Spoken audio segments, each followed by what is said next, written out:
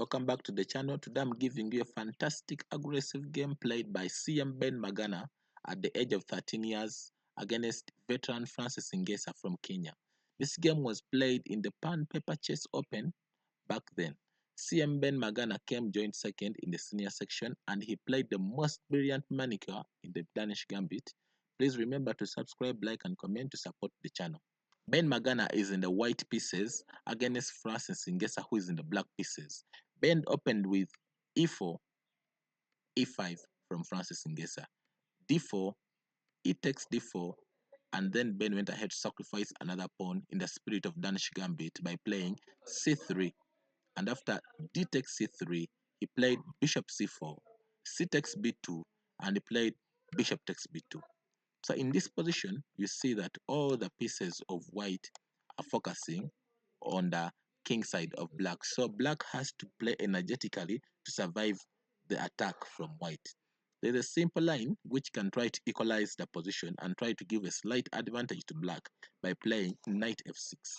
And after knight c3, d5, e takes d5, bishop d6, knight f3, and after knight b d7, short castling, short castling. This is the safest line which you can try to implement against Danish Gambit in the black pieces, and at least it can give you potential chances of playing this game. For example, with moves like rook coming to e8, knight coming into e4, and then the bishop developing, pinning down the knight and the queen, and this one can try, and black can try to survive the Danish Gambit with a simple line like this. But in this position, after bishop takes b2, Francis played bishop b4 check, and Ben played knight c3, defending against the check. After knight f6, remember knight f6 is attacking the pawn which is on e4 because the bishop has pinned down the knight on c3. But Ben had a simple tactic which he had prepared for Francis in the game. Ben played bishop takes f7.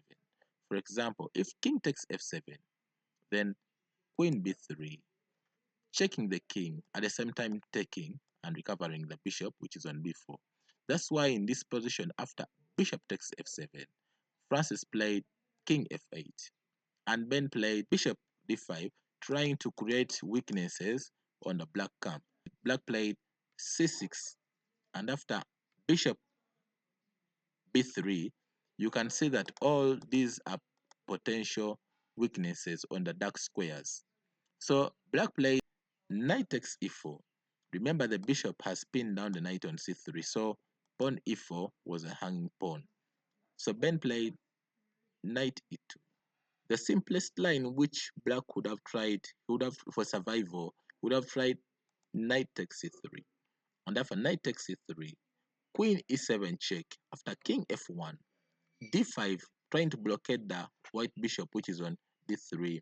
And there's a simple engine line which begins with bishop takes d5, of which the bishop on d5 is untouchable because after pawn takes, there's knight takes, forking the queen and the bishop. And after knight takes the bishop, we have queen comes to f3 check.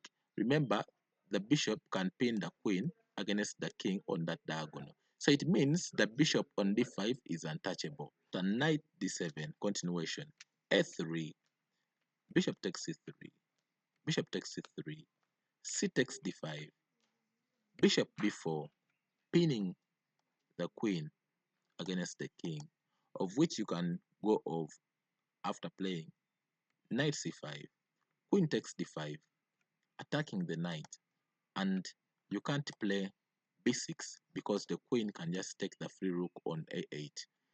Bishop e6, queen takes c5, queen takes c5, bishop c5 check, and after king f7, this position is slightly playable. However, after knight e2, Francis played queen f6 in anticipation of queen attacking the c3, at the same time threatening checkmate on f2. So Ben played short castling, sacrificing a full piece. After knight takes c3, knight takes c3, bishop takes c3, bishop takes c3, and queen takes c3. In this position, remember we have created our weaknesses on dark squares. So Ben came in with queen d6 check. Remember, the bishop and the queen are all coordinating together to make sure they checkmate the king. So king has only one square, which is on e8. So king e8, and after king e8, queen c7, taking control of the d8 square. After g6, in case of, for example, let's go back. In case of becoming cunning and playing d5, this is a checkmate in 5. After rook a, e1, check. After king f8, queen e7, check. After king g8, queen e8 is a checkmate. So d5 cannot be played in this position.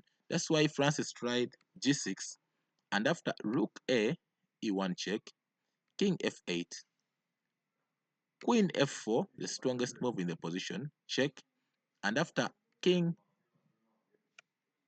g7, remember the queen is taking over the square, and also this square has been taken over by the bishop, which is on f7, and the only piece which is missing out in the puzzle is rook e7, checkmate now, because the king has nowhere to go, and the checkmate.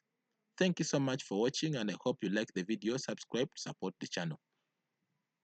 Good luck.